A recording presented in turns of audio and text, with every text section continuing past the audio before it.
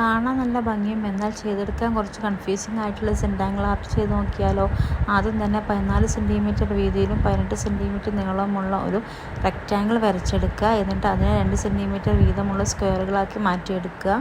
ഇനി ഇതുപോലെ ക്രോസ് ആയിട്ട് ലൈൻസും കൂടി വരച്ച് കൊടുക്കുക.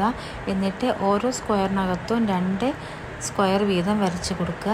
ഞാനിവിടെ സ്കെയിൽ വെച്ചിട്ട് ഒന്ന് മാർക്ക് ചെയ്തിട്ടുണ്ട്. അതിന് മുകളിലൂടെയാണ് വരച്ച് കൊടുത്തിട്ടുള്ളത് കേട്ടോ. ഉള്ളിലെ സ്ക്വയർ കുറച്ച് മാർക്ക് ചെയ്തിട്ടുള്ളൂ, ബാക്കിയെല്ലാം ഞാൻ കൈകൊണ്ട് തന്നെ വരച്ചെടുത്തതാണ്. ഇനി അടുത്തത് ഷെയ്ഡിങ് ആണ്. ഷെയ്ഡിങ് ചെയ്യുമ്പോൾ വളരെ ശ്രദ്ധിച്ച് തന്നെ ഷെയ്ഡ് ചെയ്യാൻ നോക്കുക.